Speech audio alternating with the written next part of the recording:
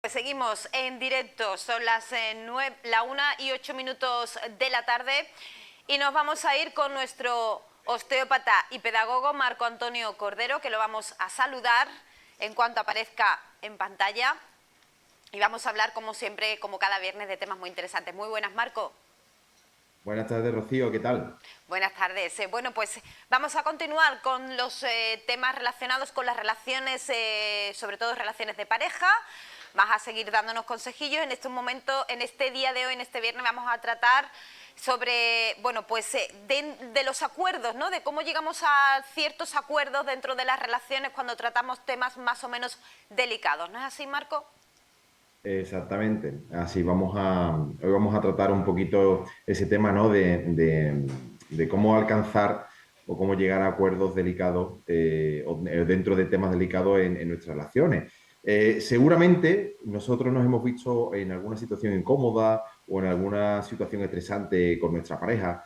Alguna vez nos hemos sentido, pues, en la obligación de realizar o ejecutar algo que en un momento determinado no deseamos.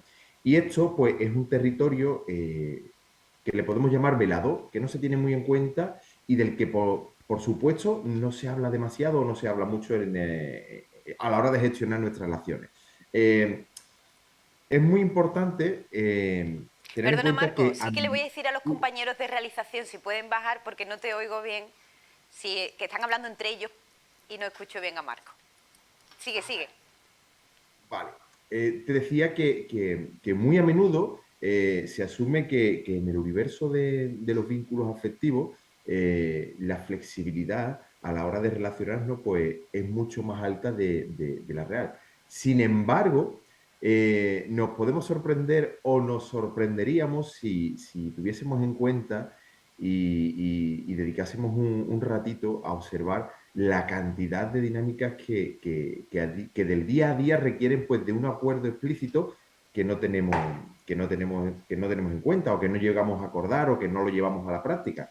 Si lo pensamos bien, la mayor parte de nuestros problemas en el ámbito del amor vienen pues precisamente de eso, de la sobrecarga, del exceso de frustraciones, de las molestias, de angustias que no llegamos a abordar. Y ahí tenemos que entrar en esos consentimientos en las relaciones afectivas que implican algo más que dar permiso para una actividad o para un consentimiento o un comportamiento concreto. Es necesario, por supuesto, tener una argumentación conjunta de por qué determinadas conductas Sí. es mejor limitarlas o no llevarlas a cabo. Es importante y fundamental también que exista comprensión y respeto en estos límites que consensuamos y que van a favorecer el bienestar de este vínculo. Ahí vamos a remar a favor de corriente las dos personas que en este caso pues estemos vinculados, ¿no? Este Ujú. consentimiento implica saber, por supuesto, comunicarnos en cada situación para saber qué desea y qué no desea la persona con la que nosotros estamos vinculados. Así podemos evitar dar por sentado que todo es permisible.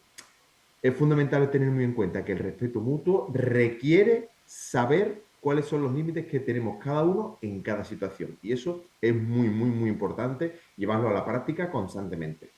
Bien, Marco, bueno, pues sabiendo eso, conociendo, bueno, pues cómo puede llegar a ser esos acuerdos dentro de las relaciones, yo te quería preguntar, ¿siempre estamos de acuerdo, tenemos que estar de acuerdo de todo en nuestra relación? No, tenemos que llegar, como bien decíamos antes, a los consentimientos en nuestras relaciones. Cuando hablamos del tema del consentimiento, quizás lo primero en lo que pensemos es en el aspecto sexual, ¿vale? Sí. Es cierto que en este ámbito es relativamente o es tradicionalmente muy controvertido o relativamente controvertido, depende de la pareja. Es muy común pensar que cuando somos pareja, pues lo que quiere uno también le apetece al otro, Claro. ¿vale? Y cuando no es así, pues ya entramos en un poquito de discusiones, ya entramos en un poquito de tensión. Entonces, hablamos de este ámbito porque es decisivo llegar a acuerdos satisfactorios para que esos deseos y esas necesidades pues las comuniquemos y al final pues no se generen tensiones. ¿Qué pasa? Que en las relaciones de pareja los consentimientos pues van mucho más allá del sexo. Imaginemos una situación, por ejemplo, en la que, oye, la persona, nuestro ser amado, tiene la habitual y normalizada costumbre de usarnos como pared para arrojar toda su negatividad, ¿vale? Cuando llega a casa con sus frustraciones, con sus odios, con su resentimiento que arrastra procedentes del trabajo, de sus relaciones familiares, de sus relaciones amistosas, de su propia relación intrapersonal consigo mismo, ¿eh? Llega y automáticamente, ¡boom!, lo proyecta sobre nosotros sin nosotros tener ni responsabilidad ni tener ningún tipo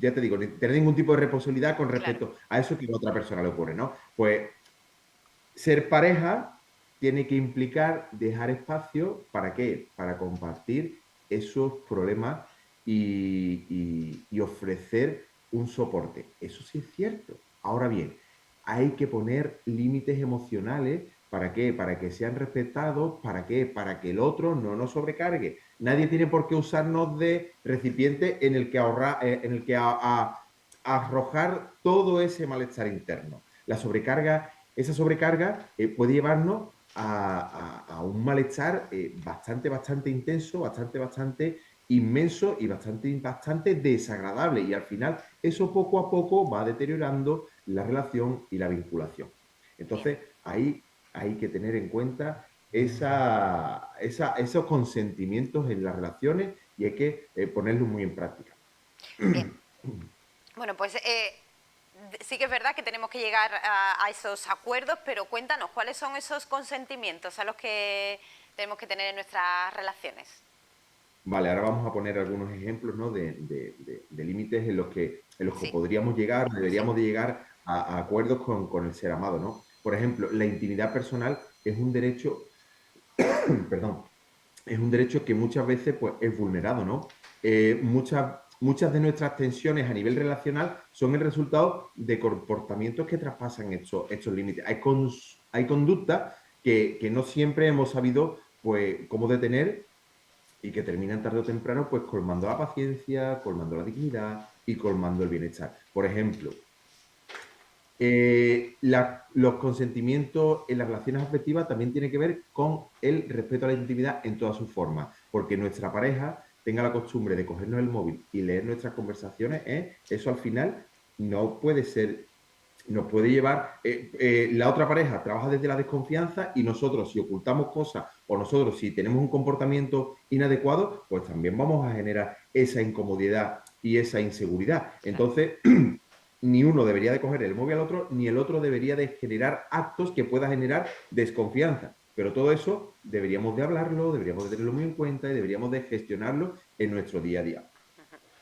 Tenemos también que tener muy en cuenta que estos límites emocionales, y hay una línea muy difusa que los separa. Las violaciones a estos límites pueden influir muchísimo en el ámbito emocional, que es el área que nos genera cierta contradicción. Antes dábamos el ejemplo de la persona que lidia con el estrés laboral o con disputas familiares, ¿no? Entonces, es necesario consensuar con la pareja cuál es el momento más adecuado para hablar de aquello que le preocupa, que le genera tensión, que le genera malestar, que lo indigna, que lo enfada. No siempre estamos a disposición y con ánimo de escuchar a la otra persona.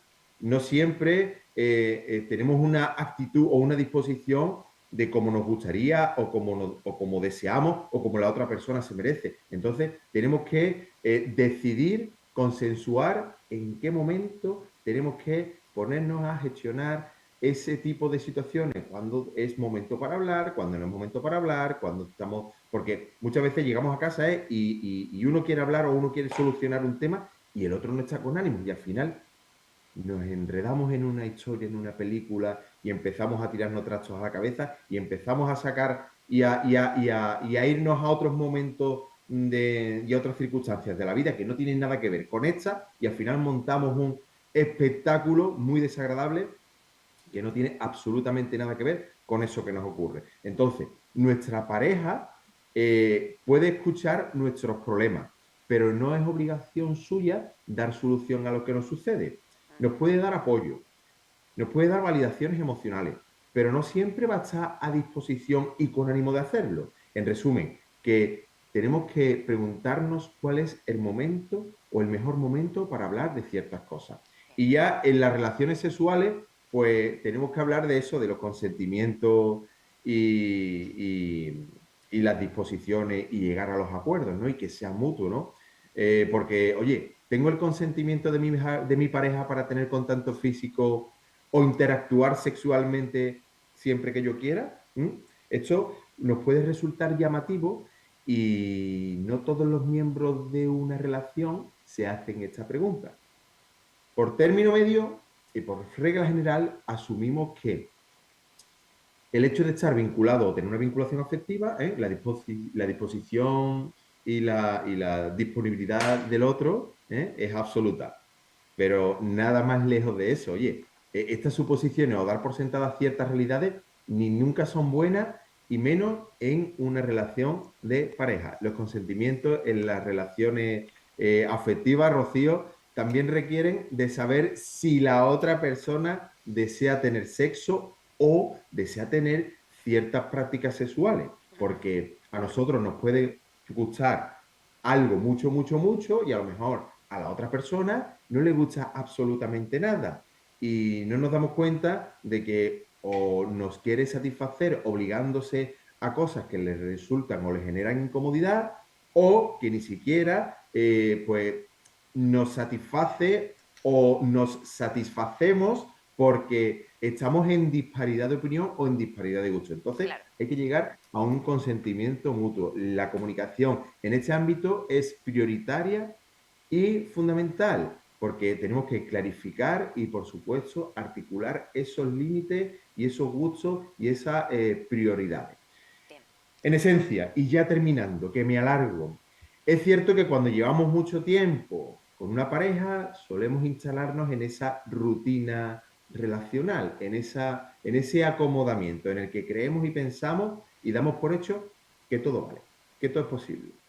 Es fácil asumir que todo está permitido. Sin embargo, descuidamos eso tan importante de monitorizar o monitorear constantemente nuestra relación. ¿Por qué? Porque aquellos acuerdos que llegamos al principio, a aquellas decisiones que tomamos al principio, como crecemos y vamos evolucionando como persona individual y vinculacionalmente, pues hay que constantemente revisar esos acuerdos, porque entonces podemos modificar con informaciones nuevas, con sensaciones nuevas, con pensamientos nuevos, con algún cambio en los criterios, alguna evolución en nuestra forma de ver la vida y tenemos que negociarlo y renegociarlo constantemente. ¿Para Bien. qué? Para que esos conflictos que nos generan a largo plazo vayan diluyéndose y nuestra relación o vinculación sea fluida, agradable y nos genere una eterna satisfacción. Perfecto, Marco. Pues como siempre tomamos muy buena nota de todos esos consejos y de cómo seguir teniendo una relación sana, que en definitiva es lo más importante. Muchas gracias. Te vemos la semana que viene. Un beso. Claro que sí, Rocío, gracias a vosotros. La semana que viene nos vemos. Buen fin Claro de que sí. semana. Un abrazo.